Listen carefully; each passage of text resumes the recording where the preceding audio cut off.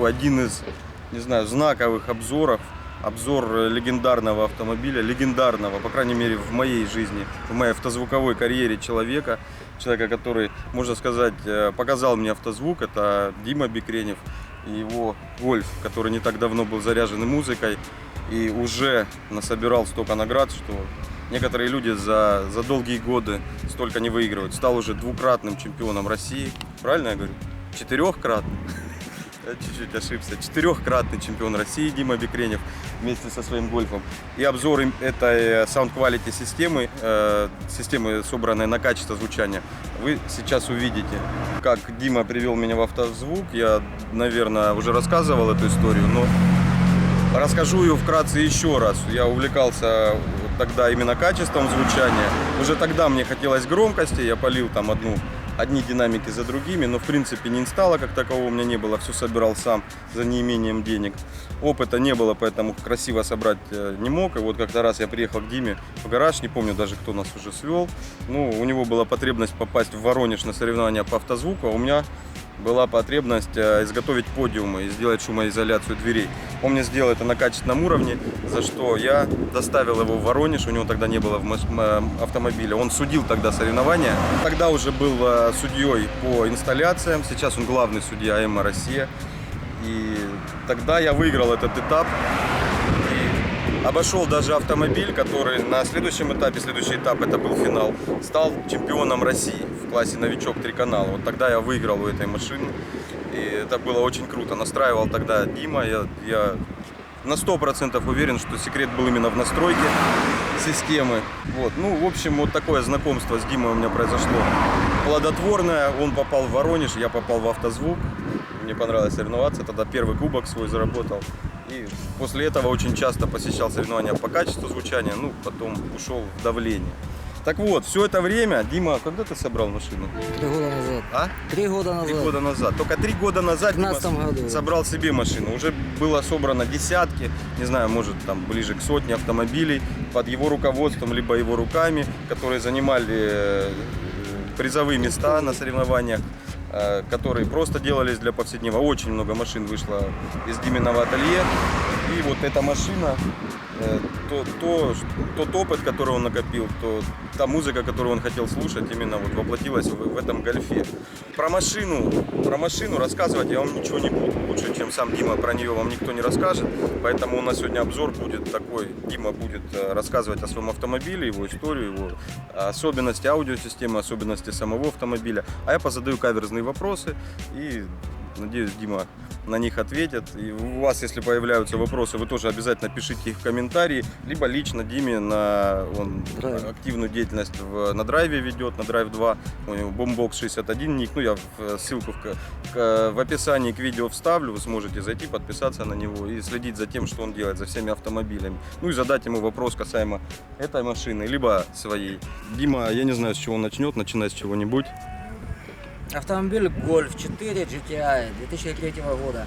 Когда его заказывал из Штатов, заказывал просто GTI-ка. И тут я тогда не знал, как это круто. Оказалось, приехала юбилейка. Было выпущено всего 4000 машин. Вот она у меня под номером, под определенным. Очень приятно обладать таким эксклюзивом. Но еще до того, как машина попала ко мне в руки, концепция проекта уже была у меня в голове. Я знал, что я буду делать, как буду делать. Осталось найти железо. Понимая, что очень дорого подготовить машину к соревнованиям, я знал, компоненты я покупать не буду и искал спонсоров. На тот момент на российском рынке появилась компания MD Lab, которая любезно предложила мне свое железо. Так и получилось, что на усилителях и динамиках фирмы MD Lab я построил свой автомобиль, что дало некоторые успехи. Концепция была такая. Сначала у меня был двухполосный фронт, потом, понимая, что серединки не хватает, поставил трехполосный фронт. В этом автомобиле сделано все по максимуму, что дает очки. Какие-то вещи я не делал, мне говорят, а почему то не сделал, это не сделал. Я спрашиваю, очки дает? Нет. До свидания. И ни в коем случае не делалось что очки забирают. В результате автомобиль стал чемпионом России по звуку, чемпионом России по тюнингу, чемпионом России двукратным по рейсингу, вице-чемпион России по звуку, вице-чемпион России по тюнингу. В этом году я очень надеюсь опять стать как минимум чемпионом М класс Эксперт 6000 по звуку и надеюсь показать более лучшие результаты в мультимедиа. Переместились, где побольше тенька, потому что там на солнце вообще невозможно снимать. И не слышно нифига машины ездит. И вот здесь сейчас в укромном вот таком месте на парковке метро Cash and Carry. Компания Метро нам теперь должна за рекламу денег. Иначе мы в следующий раз поедем на Ашан снимать. Так, Дим, ну поехали по порядку. Я так думаю, надо начать с чего? С головного устройства? Ну или сам говори. Ну, расскажу про концепцию системы. Головное устройство, да, всему голова. Мультимедийная башка в любом случае, потому что есть дети, им надо показывать мультики. Я люблю, когда работает камера заднего вида, это тоже как бы для меня очень большое значение имеет. Вот. Но опять же, на соревнованиях есть категория мультимедиа, где дают оценку еще и за картинку. Вот. Трехполосный фронт, потому что какая бы ни была двушка, того качества звука, как с трешкой, как с серединкой, получить нельзя. С башки по оптике сигнал идет на процессор. Был у меня 800, ему приделали ноги нехорошие люди, и теперь я выступаю на 700. Не могу сказать, что особо хуже, результат все равно неплох. Побортно-поканальное усиление. Что это значит? Динамики левого борта обслуживает один усилитель четырехканальный, динамики правого борта другой усилитель четырехканальный. По одному каналу на СЧВЧ и 2 канала мостом на медбас. Фронтальный сабвуфер, бардачка у меня, к сожалению, нет, но зато есть хороший, правильный фронтальный бас. На него работает один двухканальник MD-Lab, но задействован всего лишь один канал, потому что его мощность достаточно, а чуйка у сабвуфера просто великолепная. А сразу вопрос каверзный можно? Конечно. Есть вот такие баллы, как нормальная эксплуатация автомобиля? Да, есть. Не влияет, да? Это влияет, если зеркала закрывать. В ЭМА есть пункт нормальная эксплуатация автомобиля. Это значит, что ни один элемент инсталляции не должен перекрывать обзор более чем 4 сантиметра по стеклу, а также расстояние до педалей и расстояние для отдыха ног пассажира должны быть достаточными. То есть бардачок не влияет ни на что? Ни в коем случае. Насколько комфортно человеку сидеть, то есть есть у меня бардачок или нет, это мое личное дело.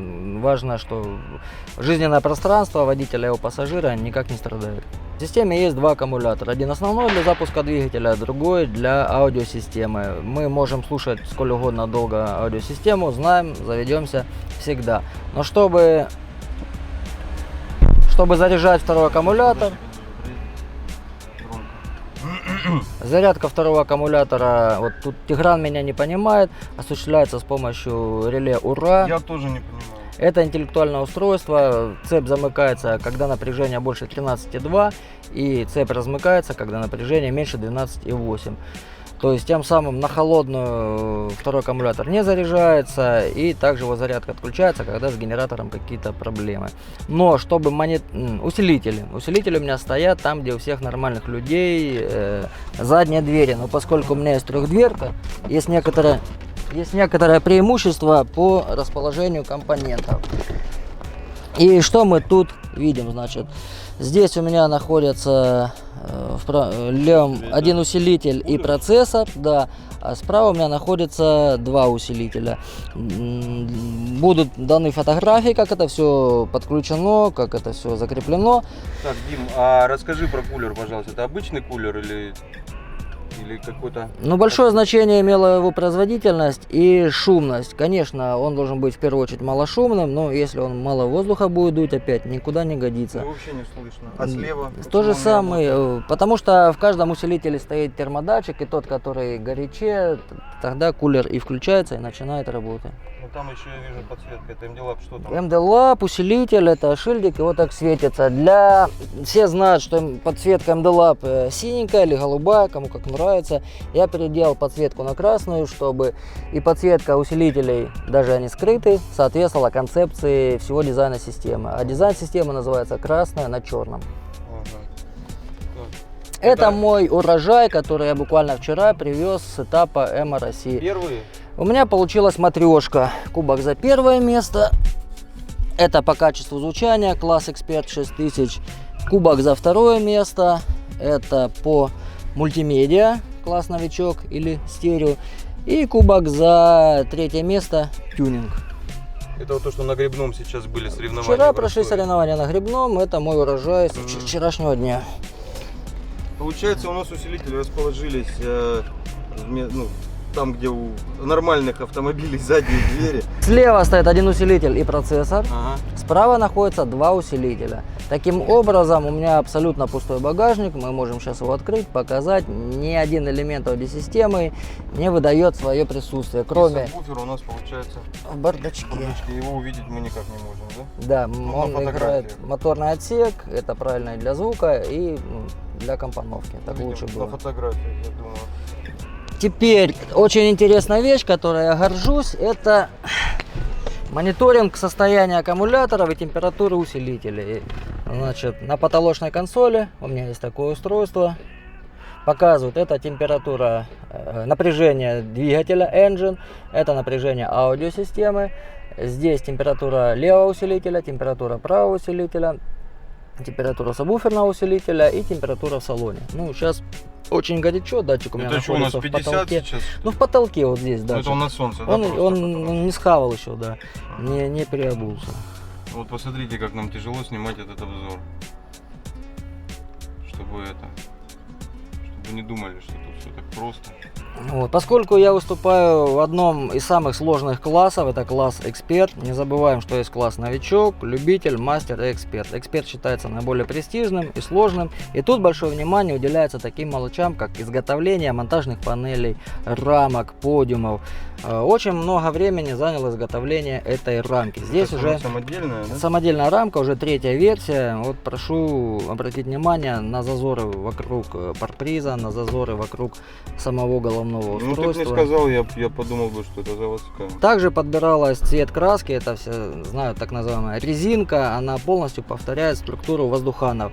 Изначально здесь стоял центральный воздуховод, ну, я потерял, теперь мне лицо ничто не дует, но оформление, внешний вид, тактильные ощущения точно такие же, как и от оригинальных воздуховодов. Угу. Раньше у тебя вот здесь было, ты снял, да, вот это что? Да, самый первый сезон я выступал на другом головном устройстве, Пионер, который был интегрирован в штатный ОЭМовский магнитофон. И у всех нормальных людей, опять же, отсюда выезжают подстаканники, а у меня здесь выезжал монитор. Ну, та система не справлялась с поставленными на нее задачами, хотя монитор до сих пор считается самым лучшим. Но по звуку она все-таки слабее связки Alpine. А это номерной гольф, да? Вот Да, это то, что я Anniversary, сказал, то, что я говорю. да, Anniversary Edition, было выпущено 4000 машин, и вот у меня 2262. Насколько я знаю, в России таких 3 гольфа, и один мне знаком из Беларуси. Ну не надо, что их 3 прям. Ну, то, что я смог найти, то, что я видел на драйве, мне знакомо, во всяком случае, 3 машины, и одна машина в Беларуси. Такая машина. Потом, возможно, если останется время, еще прокатишь меня, да? Конечно, прокачу. Или можем даже с бэхой встать. У нас такая мода какая-то пошла с бэхой становиться. Она корабль неповоротливый, ну, блин, BMW это BMW. Еще у меня есть много приколюшных моментов. Это бортовой компьютер, Multitronics. Который ты не пока- стал заморачиваться. Ну, закреплять. временно он живет здесь, вообще я его мечтаю разобрать. Который В лучших разговаривает традициях, с нами человеческим голосом. женским, приятным. И есть большое желание поставить его в щиток приборов, потому что там у меня Так нет. что он показывает? Он показывает абсолютно все. Очень много значений, очень много функций, вплоть до динамика разгона, динамика торможения, там, ну, все, что можно вообразить, он показывает все. Даже показывает ошибки двигателя и может их стирать. Это родная ручка? Да, родная ручка. Единственное, я переделывал этот шильдик, но все это ручка, это шарик гольфа, как раз это вот стилистика юбилейной версии. Но в любом случае в салоне нет практически ни одной не переделанной вещи. Дверные карты перетягивались, перешивались, сиденья точно так же подверглись переделкам, стойки, коврики, подсветка. То есть сложно найти элемент, который не подвергался модернизации. Даже воздуховоды, которые у меня стоят, все знают, на гольфах таких воздуховодов нет, а это воздуховоды с джеты сборы. На гольфах более простые, и они без подсветки. А у тебя здесь, ты имеешь в виду вот то, что нолик и вот Да, там, вот этот человек, которому в морду дует ветер. да, они не ночью светит. очень красиво светятся, да. Подсветка щитка приборов из голубой была переделана на белую, что опять же и повысило его читабельность. Даже днем ярко. Не парит ночью или регулируется? Ну, есть регулятор, который, ну, я привык, и меня это не смущает. Руль, как известно, на 4-х гольфах стали другие, это руль 6-го GTI. То есть была проделана большая работа по его перетяжке, опять же в концепцию с красной ниткой, и на адаптацию кнопок руля. На 6-м гольфе они работают по кану, здесь они у меня работают через икашку. Но в любом случае слушается головное устройство моего руля. Все функции, да? все 12 кнопок, все у меня задействованы. Я могу даже на ходу настройки менять. Круто. Так, Дим, ну давай вернемся к аудиосистеме. Расскажи подробнее про твитеры, серединки, мидбасы. Ну и как ты закреплял. Я вижу, тут кольца это дюралевые, да? Все элементы, конечно, были закреплены с использованием дюралевых колец. Во-первых, это вносит свой декор, но самое главное, обеспечивает надежное и стабильное крепление. Что скрывать, МДФ или фанера со временем эксплуатации их может повести, покоробить, и это нарушает плоскость крепления динамика. Опять же, саморез мы можем крутить дерево, но это не считается надежным креплением. Самое надежное крепление это болтовое, резьбовое, поэтому все элементы из металла, во все можно вкрутить винт или болт, и все по фэншую. При креплении динамиков использовались даже секретные крепежки. Как есть секретки на колесах, так и у меня. Из 8 болтов, допустим, на мидбасе, один секретным приводом. Из 4 болтов на серединках, один секретным приводом. То есть даже тут я позаботился о противоугонности своего комплекса. А как они закреплены? Как они? Я не вижу вообще тут болтов, как ты их так спрятал. Или они вот там под сеткой? Ну, я предоставлю фотографии, и там все очень подробно об изготовлении, о способе крепления. Вижу болты. Ну, это способ по серединкам. Пищалки по другому принципу крепятся. Ага. Давай теперь по поводу заморочек эмовских. Вот, например, головное устройство оснащено предохранителем, я так понимаю, правильно? Нет, но по правилам ЭМА, не только ЭМА, а МТ это то же самое требует. Все провода, подключенные к плюсовой клемме аккумулятора, должны быть защищены предохранителями. Поэтому у меня от аккумулятора идет 5 потребителей, это головное устройство, процессор, 3 усилителя, и все провода, их питание используются предохранители. Нужного нам правильно? Это тоже очень важно.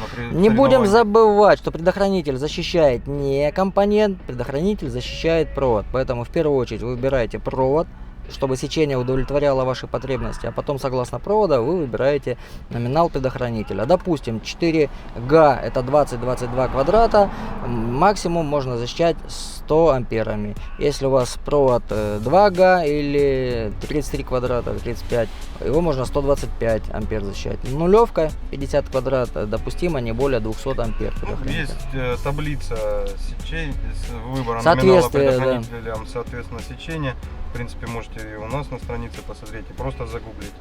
Вот, это на самом деле очень важно. Не смотрите, как это делают. Не то, что в Loud Sound. Loud Sound, конечно, делают с предохранителями, на меня не смотрите, у меня даже моноблок не защищен. Вот, это очень неправильно. Защищайте все, даже магнитолу. Но помимо салона... Ну, провод, который идет на магнитолу. Потому что в случае, если где-то произойдет короткое замыкание и не будет предохранителя, начнет греться жила провода. Да? И если она прогреется до определенной температуры, произойдет что? Начнет плавиться. Полыхать. Плавится изоляция. Вот для этого предохранители ставят. Просто некоторые думают, ставят предохранители возле усилка, а дальше по кузову где-то провод может упасть на массу, и усилок-то будет в безопасности, а вот провод начнет гореть. Поскольку автомобиль еще участвовал в таких дисциплинах, как MR Racing и MR Tuning иномарка, очень большое внимание уделялось тюнингу и стайлингу. По тюнингу очень много изменений в системе впуска, в системе выпуска. Впуск, допустим, у меня нулевик, холодный впуск. Дальше идет силиконовая так называемая корова. К турбине изменен у меня интеркулер, поставлен большей производительности. Магистраль интеркулера до дросселя изменена.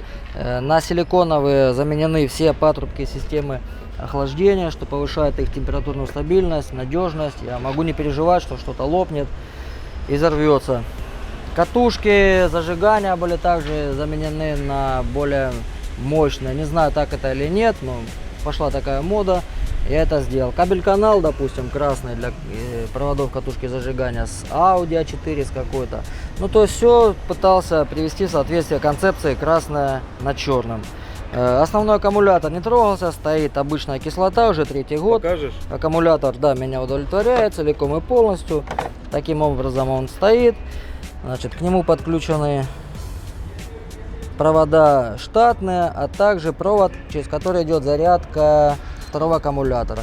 Здесь стоит автоматический предохранитель, мне он очень нравится, ни разу меня не подводил и задачи свои он выполняет успешно. И дальше в соответствии с требованием ЭММА кабель проходит в салон, закреплен, защищен, то есть все сделано как надо. Дима, у тебя есть уникальная возможность. Дима занимается просто свободное от работы время еще одной работой. Он является дилером масел и присадок, да, это правильно? Да, автомобильное масло и автохимия. Ксеном. Я, если честно, сам езжу на нем, уже 3-й раз заливаю. В тройку лил 1 раз, в 5-ку 2 раза. И в копейке у меня этот ксеном. И в тринахе, кстати, если что, тоже ксеном. Это мы на правах рекламы. Покупайте наших слонов. Вы поняли, короче, что лить мотор. Ну, если позволите, я не буду сильно хвалить масло ксеном. Скажу одно. За 15 лет своего бизнеса в автозвуке я стараюсь и стремлюсь давать людям только самое лучшее. И попользовавшись лично 3 года этим маслом, я понял, это самое лучшее масло и начал его предлагать другим людям. То есть это реально самое лучшее, то, что сейчас можно предложить. Вот. Ну, еще за него дают бабло. Колесные диски, эти 18 диски ОЗ, они шли с завода, но имели свой серебряный цвет, так называемый, опять, юбилейный выпуск. Но в соответствии с концепцией были перекрашены красно-черные. Ну, теперь можно было бы показать багажник, но в нем пусто. Разве что показать, насколько он пустой. А также там есть небольшой тизер касаемо второго аккумулятора. Опять же, был произведен шейвик задней двери, и открывание возможно только с помощью электропривода от сигнализации. Итак, как мы видим, багажник у нас пустой, опять же, кубки, вот, коврик даже багажник был пошит в рамках концепции красный с черным. Вот, растяжечка у меня тут стоит, и мы максимум, что можем тут увидеть, это запасное колесо. А вот уже под запасным колесом, под красной шапкой стальной, находится у нас второй аккумулятор. Давай вытащим. Ну, давай вытащим. Итак, крышка аккумулятора. И сам аккумулятор держится с помощью такого замечательного ремня, усилие на разрыв 500 килограмм, поэтому более надежного и крепкого решения я даже не представляю. Там у тебя что, XS Power стоит? Да, стоит XS Power, но скажу честно, я в нем разочаровался, и сейчас, буквально через 2 недели, начну сюда инсталлировать Hafker 300. Так, а вот это вот интересное решение, это как прям в пол вкручено или что? Нет, значит, это магистрали для крепления и укладки силовых проводов. Опять же, на фотографиях будет видно, из стеклопластика был выполнен шаблон по полу, который повторяет все неровности, после чего он, конечно, был покрашен и на стекольном герметике зафиксирован к кузову. К этим шаблонам стеклопластиковым из десятки акрила были держатели проводов, также прикручены, и через равные промежутки на равном расстоянии провода зафиксированы, что дает надежность крепления, ну и, возможно, какую-то красоту. Теперь мы можем открыть вот эту нишу. С завода у меня тут стоял, на самом деле, даже неплохой усилитель, и мы тут увидим, как провода идут к потребителям, и то самое реле Ура 600.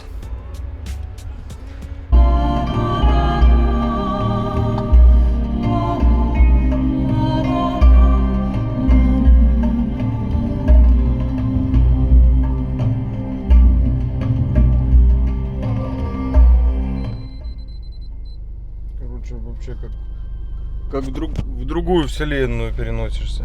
Я сейчас еще несколько треков послушал, вообще кайфанул. Очень качественно. И даже громко, тут руль флексит. Ну как громко, относительно громко. Тут в бардачке САП стоит, может поэтому, но руль реально флексит от баса. И ну вообще такой, вибрации по салону хорошо передаются. Короче, что говорить, очень круто играет. Об этом свидетельствует не только подход, но и награды. Дима, спасибо за такой интересный обзор. Да, Саш, спасибо, но я забыл сказать одну маленькую вещь. Да. Эту машину делал не только я. Большое участие в ней принимали люди, которых я люблю, уважаю. Большое спасибо Андрею. Без Андрея мне было на порядок сложнее ее сделать. Даже Сергей Скелков, небезызвестный, кое к чему приложил свои руки. И большая благодарность мне Виктору Шкенделю, который мне помогал в настройке моего автомобиля. Ребята, всем, кто приложил участие к этому автомобилю, большое спасибо. Все, а мы возвращаемся. Куда мы возвращаемся? А мне ехать надо настраивать битсы.